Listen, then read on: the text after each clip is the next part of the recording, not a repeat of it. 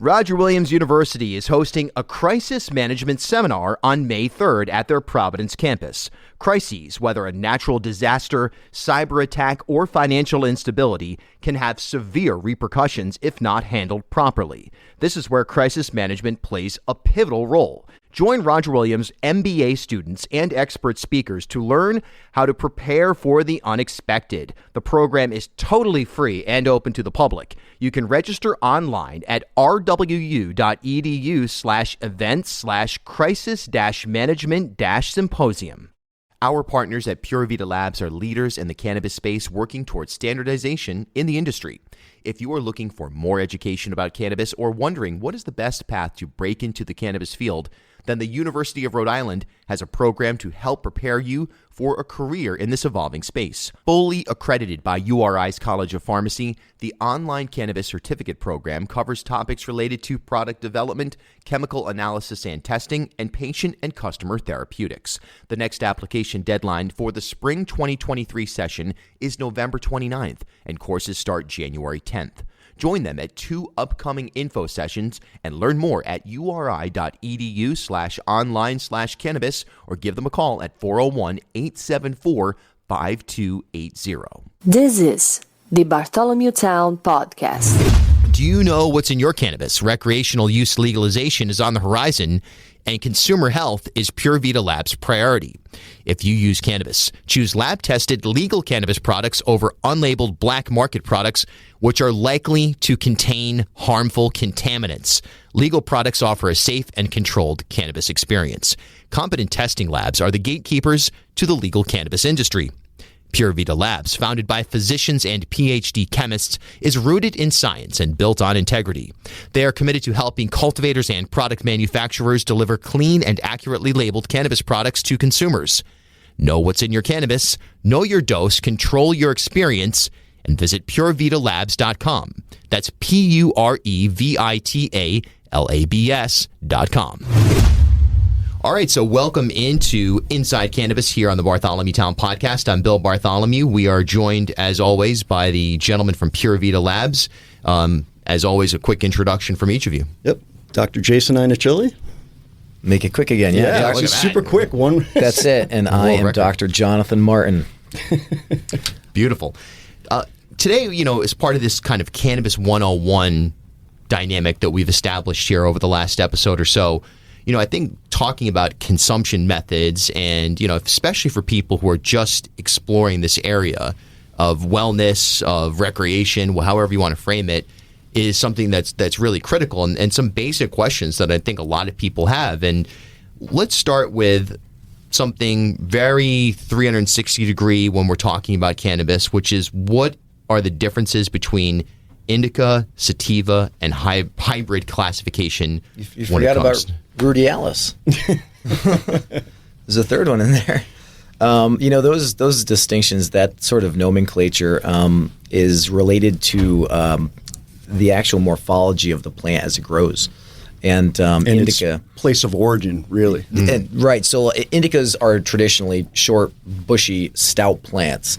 And sativas, cannabis sativa, is a tall growing, can be very large actually. Think of like Rose of Sharon size. I mean, can be big plant. And then Cannabis rudialis it's also it's a weed, right? It's a short, very shrubby kind of plant, which we don't use much at all. But that nomenclature has sort of become synonymous with people thinking that one term will provide one psychoactive pathway and the other will provide another. And that is, most people believe that if it's called an indica or somebody says it was an indica, it's going to be a more sedating or relaxing experience. And if it's a sativa, it will be a more uplifting, energizing experience. And I couldn't tell you, I don't think that could be further from the truth for the most part. Wow. Yeah, for the most part. Well, I mean, I think if you're talking about like, OG original genetic strains, right? I mean, so the indica type strains, they were sort of more of the the sort of Himalaya region, the Kush varieties that, the genetics of those strains tend to produce compounds that are more sort of relaxing and sedating. So people have associated the original indica strains with more of a body high, more of a relaxation high, whereas the sativa plants that grow in more dry, arid climates like Afghanistan, those tend to be taller, sort of, so narrow leaf plants is what we're sort of referring to now when we talk about sativa versus broad leaf plants when we talk about indica. But the sort of narrow leaf spectrum, the sativa spectrum, was typically more sort of cerebral high, more energy, laughter, giddiness, talkativeness, that sort of creative thinking process that goes on. I mean, that was more of a sativa type effect. So the industry, very early on, they sort of started using that nomenclature to differentiate one effect from another.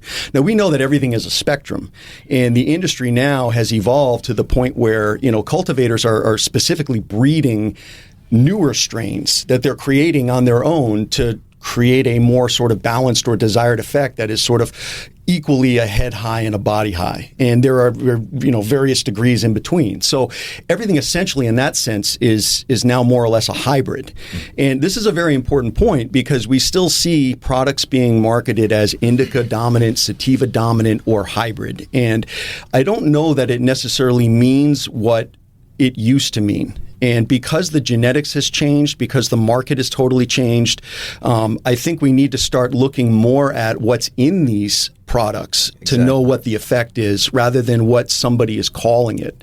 And that holds true as well for various strain names. I mean, you got to remember these are plants. They're living things, and they produce the active ingredients, these oils, in response to factors in the environment. So the amount of nutrients, the amount of light they get. You can take a certain genetic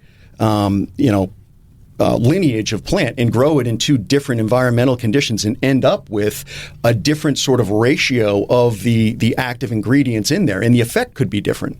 So just because something is called Blue Dream in Rhode Island doesn't mean it's the same as the Blue Dream that someone may have experienced in California. Let's just back up for 1 second here, a little science lesson, right? So we've got a plant which has all these genes in it, and those genes code for the expression of certain compounds.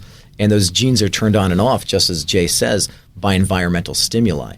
You can overstimulate certain genes. I mean, you can genetically modify certain genes.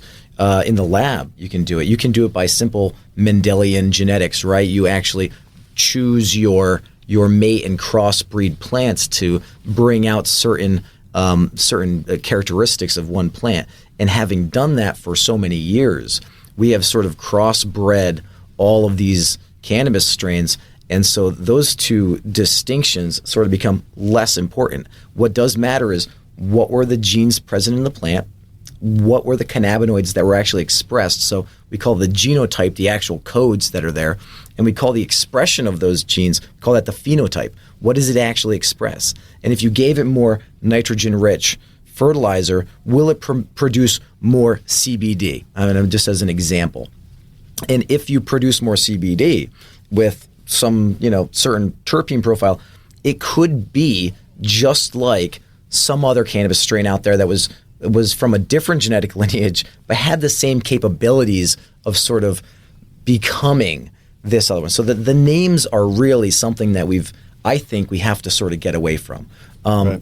Thinking that it's Blue Dream or slapping these names on these plants and thinking that you can go to a dispensary in one place and then and in one another. It's just, they're not the same. What matters is what are the compounds that were actually expressed during that growing season and wound up in that plant that was harvested. And then it matters how the plant was kept. It matters how it was stored. It matters how you consume it. All of these other things matter about how you're actually going to use those compounds that are present.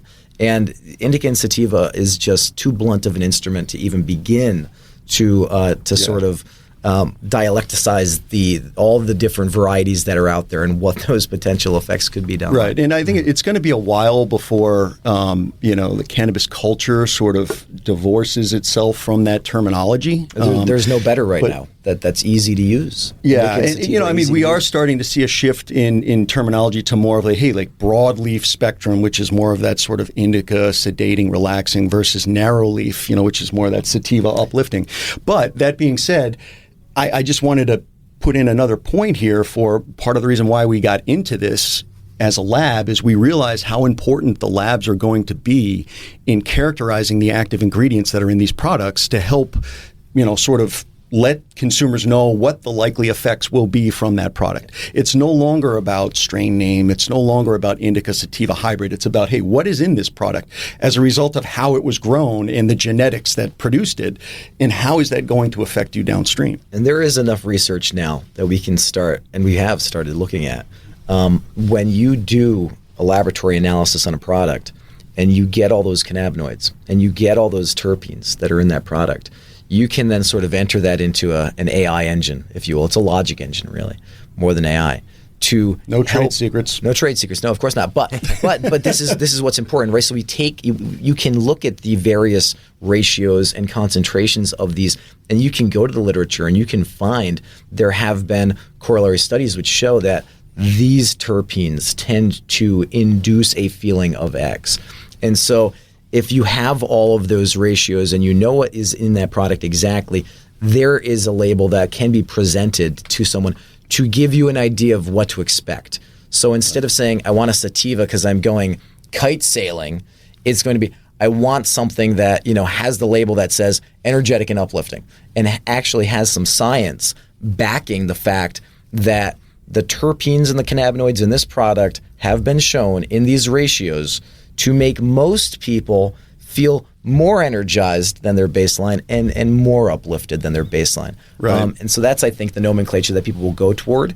We're going to have to come up with a very small sort of group of words that we all agree with that can sort of like fit those scenarios for people, but they won't be indica and sativa. Yeah, no, they won't. And again, we can get into a discussion about terpenes, because I do think that, we saw terpenes have a little bit of a heyday in the press and the discussion around cannabis, in the 2016, 2017 timeframe. Then it sort of kind of went away, and THC has been all the rage, which, again, it sort of irritates me, because I feel like the push toward high potency THC products in cannabis markets is moving us away from the broad potential that this product could have, in the lives of more or less every individual, should they choose to use it. It's pushing the market toward as if you went into a liquor store and all they sold was grain alcohol. What would you buy there, right? You would turn around, you'd walk out. Right. I mean, people, this is now, look, technology has brought us into a time where we have devices, we have, extract technology. We can get these products in a form where they're much easier to microdose. And it isn't as uncontrolled as it was back in the 60s when, somebody rolled a joint or a blunt and you just, you smoked it till it was gone, and then you would just, it was what it was. If it wasn't very potent, next. Then you had an enjoyable experience. If it was super potent, then you were sort of off, doing your own thing. Never and people looked at you again. And they thought you were weird. Right. But, and that's the point, is that, look, THC is only one of a number of ingredients in cannabis. It is not the end-all be-all when it comes to therapeutic potential. It is also not, the end-all be-all when it comes to the expected effect. But I will tell you that, as John alluded to, we are of the mindset that cannabis is very much like wine, and it's a pairing system.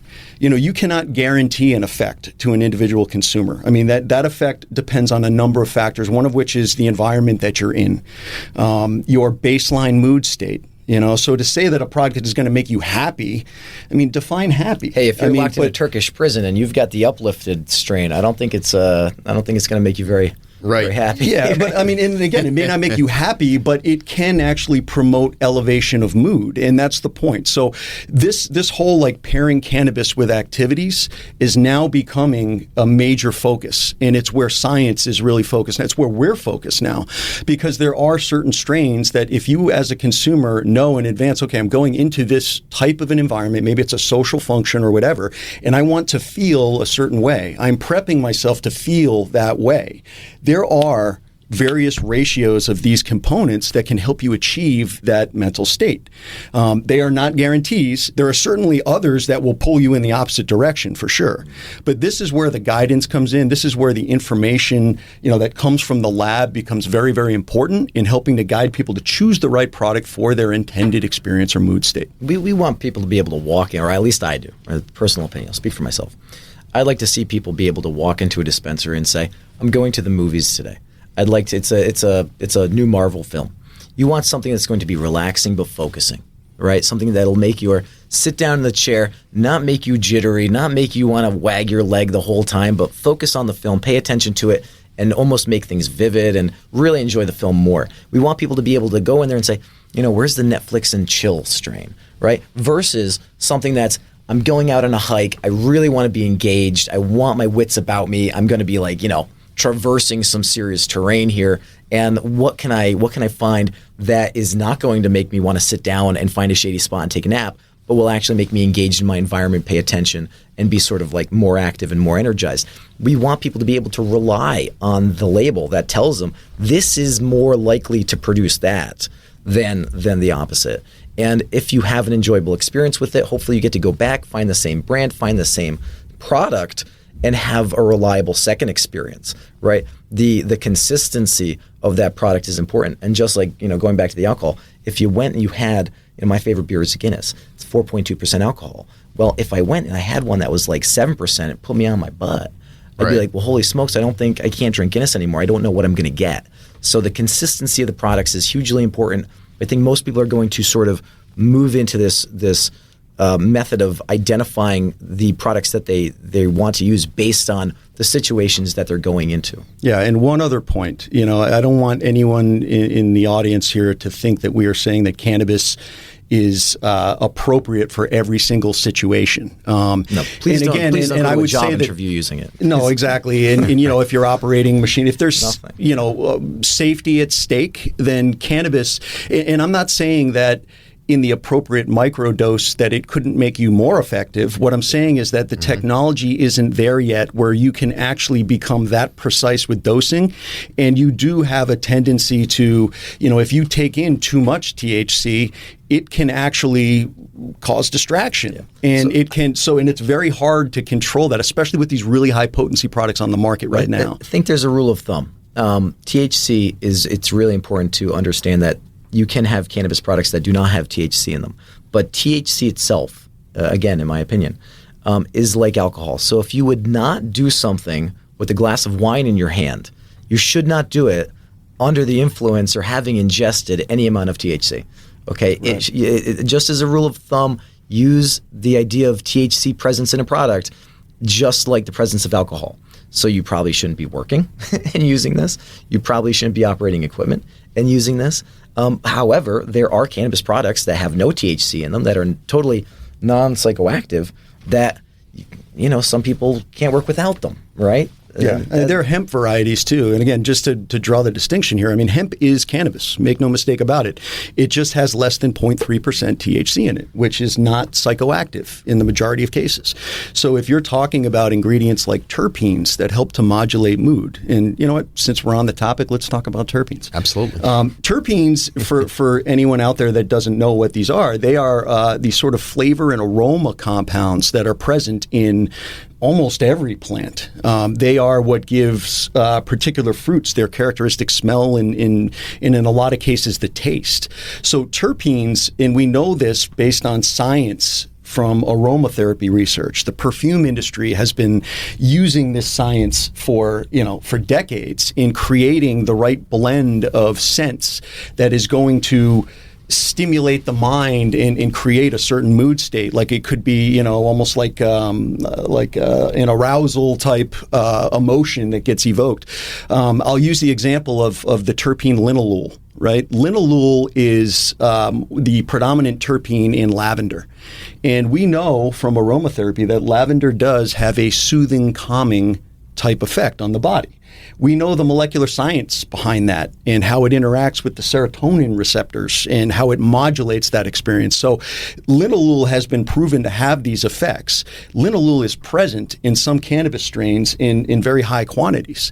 So it's not just the THC, it's these aroma compounds that when ingested sort of modulate the THC effect and create the mood state that you're really, you're experiencing, or help to create it, I should say. I've been throwing around this sort of metaphor for a long time. I'm not sure if it's still germane here, but I've always told people THC is like the gas pedal. How fast are you going to go? while the other non-THC cannabinoids, CBD being the most commonly understood one, are sort of like the clutch. And I guess you know this is aging because you have to know how to drive a manual transmission. Right. But THC being the gas pedal and the non-THC cannabinoids being the clutch, right? It's to sort of modulate the smoothness of the ride, while the terpenes are the trim inside the car. Are you rocking around in an old beat-up, 1989 Hyundai, or are you in a brand new Mercedes-Benz? And the feeling that you get inside those different automobiles and the feeling you get with the different rides, those are how I always sort of tell people what music you have on, right, is the seat massager on, is it, like the environment around you, that level of that is terpene controlled for the most part. And what's interesting, Jay, being the most in-depth academic sort of thought guy I know, I came into the lab the other day. Yeah. Well, I think it might actually be true. Mail. Well, so I walked into the lab the other day, and Jay actually had he was exploring the science of the scent of blueberries. And what I found fascinating, it's a sickness. It is a sickness. It might be. So I think I saw on that list about 37 different terpenes in various concentrations are what the nasal mucosa has to actually recept to tell your brain that you are experiencing the scent of blueberry. About 37 different compounds have to be in their appropriate ratios for you to be able to say, that's blueberry, right? So this is where and blueberries can probably make people feel certain ways, right? Or like the scent of blueberry, just as you pointed out, the scent of lavender. I mean, I've been putting lavender under my kids' pillows for years in the summertime. We have little sachets of it, right? I remember my mom used to give it to me. Brandy on the gums? Sure. I used kidding. I'd be lying if I said I didn't try it. But yeah, I mean, these compounds, there's a lot of sort of life experience we've all lived where we know the certain scents are relaxing or invigorating. The scent of citrus, right? You look, yes. you're in the shampoo aisle or the soap aisle, and you're like, citrus blast. That'll wake me up in the morning, right? But if I take a shower at night, I think I'm going to go with the chamomile lavender dove, right? So I mean, these things are already in our everyday lives. We already see this stuff, and it translates very well into cannabis, surprisingly. Yeah, and you'll also notice too. Again, I liken this to wines, right? And if anybody out there is into wines, I mean, there's a stark difference between the taste, the aroma of white wine versus red wine, and let alone the different varietals that are present in each one of those those sort of categories. But quite honestly, I mean, the citrus effect, that uplifting effect, a lot of people associate white wine with sort of daytime drinking, right? Whereas red wine, which is more sort of dark fruit, tends to be a little bit more sedating. The sort of flavor and aroma compounds in there that help your mind to sort of experience that mood state. I mean, sure, you can drink red wine during the day, and if you're in a stimulating environment, you're probably not going to fall asleep, but it definitely does have more of a soothing effect than the sort of energetic effect and sort of uplifting effect that sort of white wine has. And look, I mean, the wine industry knows this. The aromatherapy industry knows it. The fragrance industry knows it. Cannabis is we're sort of new on the science front here, but we're incorporating everything that we know in this this enterprise now to really kind of get it to where it needs to be so that people can have that sort of curated experience. Really fascinating stuff that we could probably spend 5-6 hours just going into. I'm fascinated about the experimentation on blueberries. I mean, that's next level right there. 37 terpenes, scent of blueberries. Last area for today, something that is a major question for a lot of people is consumption methods and understanding the difference fundamentally between edible and inhaled experiences. And then also, what is the safest way to consume inhaled cannabis? So beginning, I guess, with that broad overview of the experience of edible versus, or now even drinkable, I guess you would say, versus inhalable. And I suppose in the edible side, you could put tinctures and things like that as well right now. So how does that interact with the body from Jump Street throughout the entire experience? I think you should split it into two methods, or really three, I suppose, if you include transdermal. So there's 3 modes of ingestion of cannabis products. You can use your lungs, which has a very thin barrier between your blood and the outside world. And so materials that are exposed to that area, that they call them the alveolar sacs, will actually just translocate across that membrane into your bloodstream immediately. You can ingest it so it goes through the GI tract, and it's absorbed through your stomach. And in that case, we have something called the first pass metabolism system. So all of that ingested material from your stomach actually passes through the liver first for a first round of metabolism and detoxification. And then there's transdermal approach, which is similar to inhalation through the lungs, but has a bit of a stronger barrier to go through. And that's actually a big understatement. But it is similar in that it does not go through the first pass metabolism effect. And sorry, I don't mean to interject, but one other, I mean, I would say sublingual is probably another category. Sure. That it's similar to ingesting it orally, but you bypass the liver on the first round. Tell them about the distal 1/3 from the anal verge too. No, okay, all right. Also, all right. Let's get super medical well, here. to Jay's point, the very beginning and the very end of your GI tract actually don't go through your liver, interestingly enough. They so go suppositories straight, do not go through your liver. The venous blood flow goes straight to the heart, to the lungs, to the brain, without going through the liver first. But if you pass through the alimentary tract from the stomach to the small bowel, you absorb things into the gut blood supply, and all of that filters through the liver first. It's just how we're made. So the reason why that's important is the liver actually transforms the active ingredients into other active forms. And when you talk about the differences between inhaling versus ingesting versus putting something on your skin, really we're talking about differences in how quickly you feel the effects and how long the effects last. So if you're going to inhale a substance, that is usually the most rapid onset of effect. It's between 3 and 5 minutes on average. And it typically, the duration of that effect, depending on how much you take in, if you take, say, one puff or one pull off a vaporizer or whatever, you can expect that effect to last about an hour and a half to 2 hours. If you have an edible, it's usually a delayed onset, so it has to get absorbed first, then it has to get processed by the liver, then it has to circulate through the body. That takes about 45 minutes to an hour. Sometimes it can take longer, depending on your genetics. And what you've eaten. There are a lot of variables. And what you've eaten. There are a lot of variables that go into edibles that are, you need to know. Yeah, but the duration of that effect tends to be much longer with edibles. So, and anyone that's tried a gummy or a candy or whatever knows that, you're sort of planning on that experience for at least a good 6 to 8 hours, as opposed to an inhalable product that is sort of a quick onset, shorter lived. And it's important to know, like, if you take, just as if you take any medication really, on an empty stomach, it is going to pass through, and most of these medications, most of these compounds are absorbed actually in the small intestine. Some in the stomach, but mostly in the small intestine. If it gets past your stomach quickly, because your stomach's like, well, there's nothing in here, you open the gate, right? There's a gate at the end of your stomach that lets food into the small intestine. Nothing here. Go ahead, go right through. The latency period between taking it and actually feeling an effect is much shorter than if you've had something to eat in your stomach, which will not only reduce the amount that's actually going out in a period of time, it'll hold some back. And so, I always tell my younger patients, if you're going to be drinking, please have some fatty food. Eat tacos on the nights you go out with your friends, because it keeps your stomach closed a little longer and forces that the sort of slow release of alcohol, so you don't get these massive spikes. So there's a lot of factors, but food is probably the biggest factor for edibles and how fast and how long they'll affect you. Yeah, so I would say, when we're talking about cannabis being used in a medicinal sense, as a medicine, these are important considerations. The formulation of the product, how it's used. Some people don't like to inhale anything.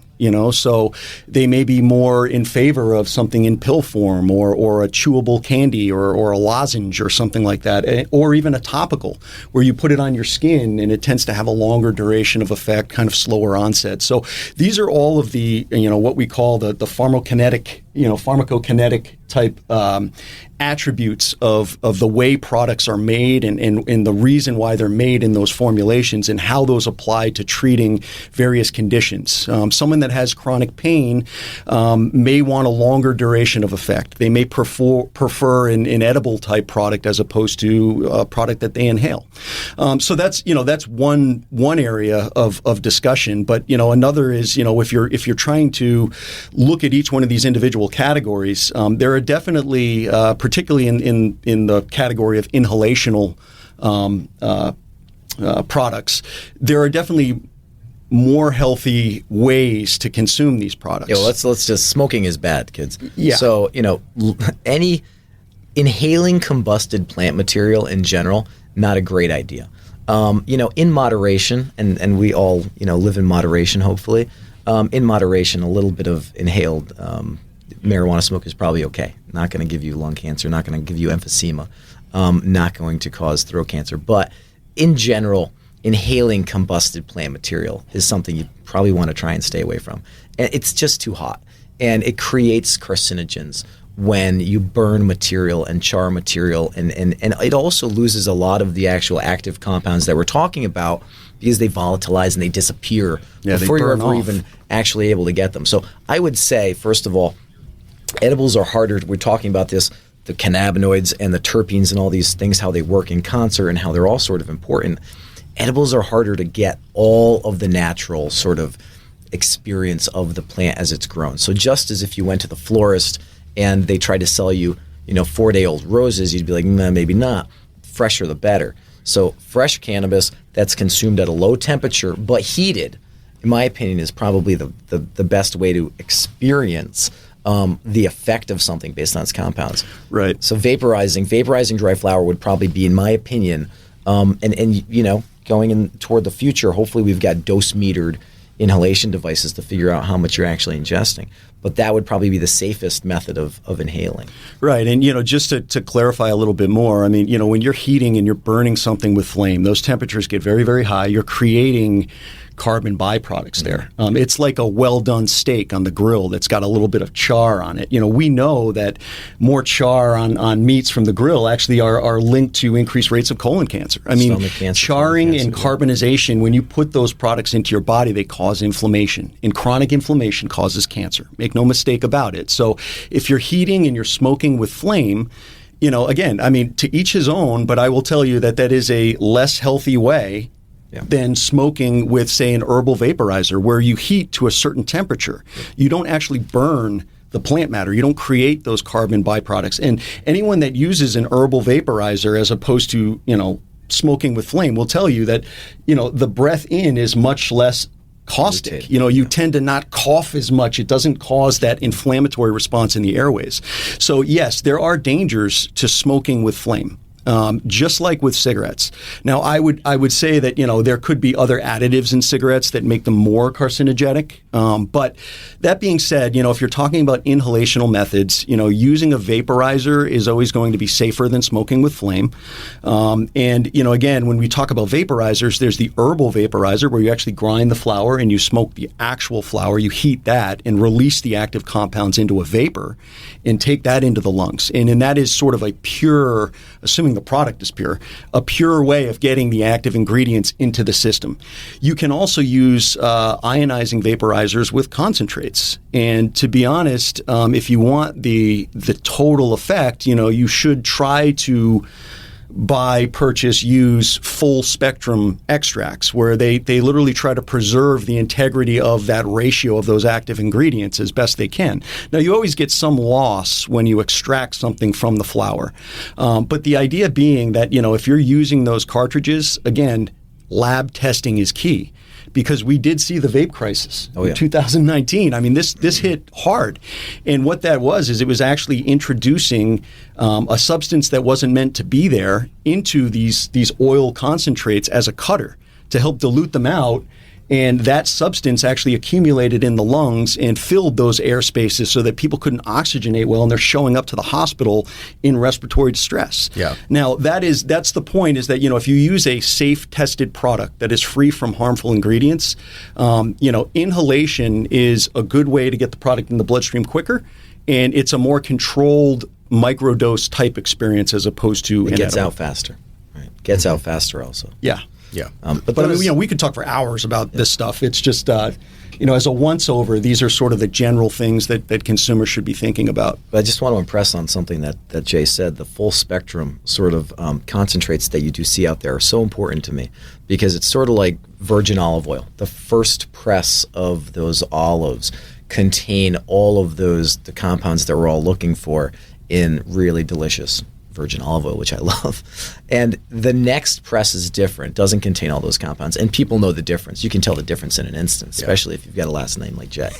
So the cannabis concentrates that are not full spectrum, they're cheap knockoffs, in my opinion. Again, you want something that is, if you're gonna go buy wine, buy decent wine, and if you're gonna go buy cannabis, buy real, organic, produced from the plant that represents the plant. Buy that. Yeah, I mean, but again, it also depends on your mindset as a consumer. I mean, if people really just want the THC effect and they're using this in a recreational sense, and they're like, look, you can buy grain alcohol. Yeah, I mean, you can buy, exactly, you can buy an extract that pretty much is almost all THC. Yeah. But if you do want all of the potential medicinal properties, and if you're using this for other reasons, then the more sort of concentrated products, the extract products tend to lose some of the compounds that could be beneficial. And there's a lot of science left here to uncover. So. I'm going to go back to that commercial with the frying egg in the pan. Yeah. This is your brain on drugs. I think they should redo it and have this is your brain on THC only products. Because I do think THC only products have, I can't even think of an actual good use of a THC only ingestion. Yeah, and this is, again, I mean, I don't know how much time we have left here, but this is one of the other, I would say, important elements to consider as a consumer, especially as Rhode Island here is moving into a recreational market where there are going to be a lot of curious consumers that are trying cannabis for the first time. They're listening to people like us, and they're saying, well, you know what, maybe everything I thought about cannabis was all wrong, and I want to give this a shot. I want to try it.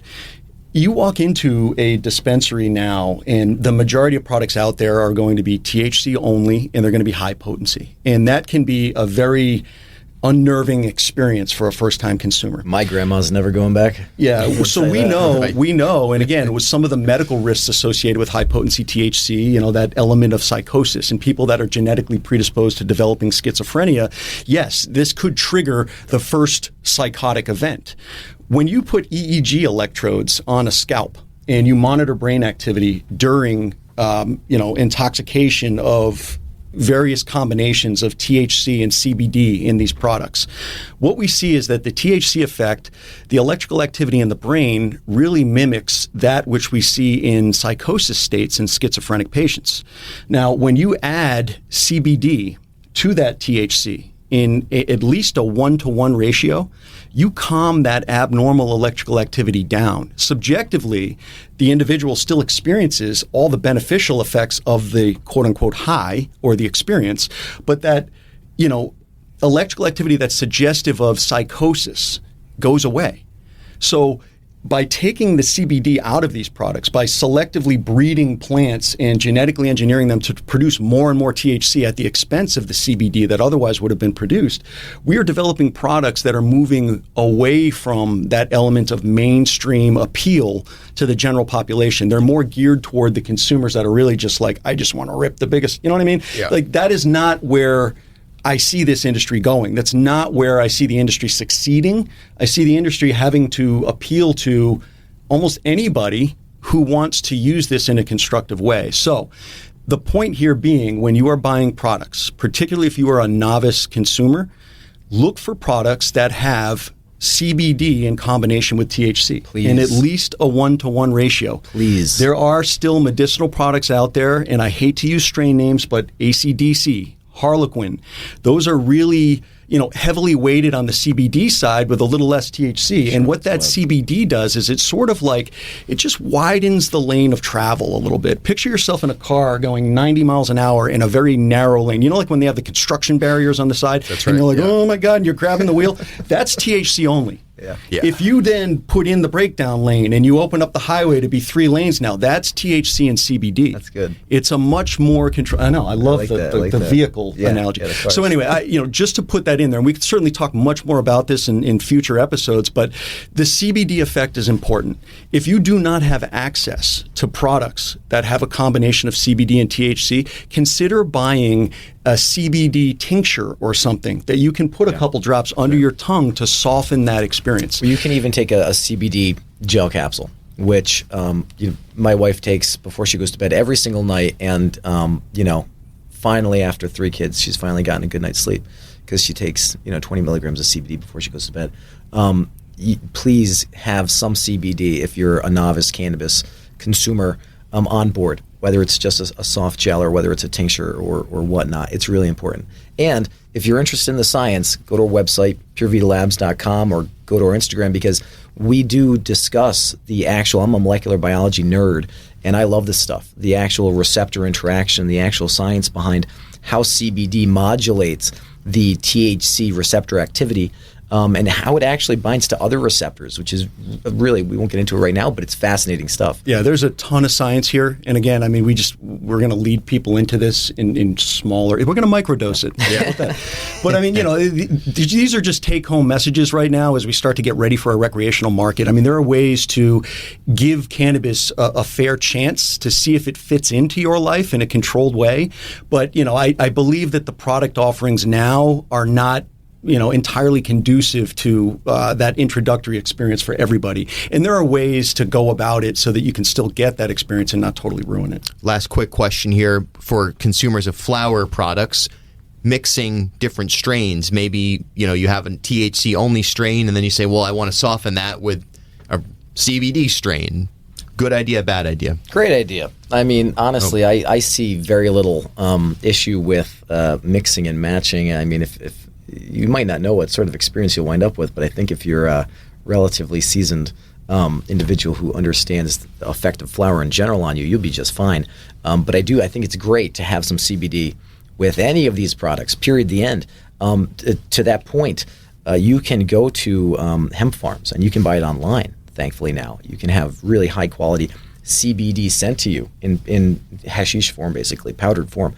And you can put that in into your flower material, so you can adjust having more CBD in the plant material you have if there was no CBD in it. So I think it's perfectly fine to mix and match. You will not, I once poured, Jay got a bottle of Camus, which he loves so much, and I had a glass of wine that I think had like Ernest Gallo in it, and I poured the Camus into the glass that had the little Ernest Gallo in it, and I think Jay almost had an apoplectic event because you're mixing and how you can't taste it anymore. Right. You've wasted a glass of Camus. But in my sort of in my opinion, I think it's just fine. Gentlemen, as always, thanks so much. This is Inside Cannabis, presented by PureVita Labs. Again, visit PureVitaLabs.com. Go ahead and check out their Instagram, which has a ton of information. You're also on Twitter, Jay, as well. Yep. Dr. Safe Cannabis. Yeah, at Dr. Safe Cannabis. Which is great. And check out all the episodes here, ripodcast.com. You can find, if you just keyword Pure Vita or cannabis, you'll be able to find all the episodes we've done and add them to a playlist and enjoy that, because I know a lot of you have. We'll talk to you next time. Thanks, fellas. All right, always a pleasure, Bill. Thanks.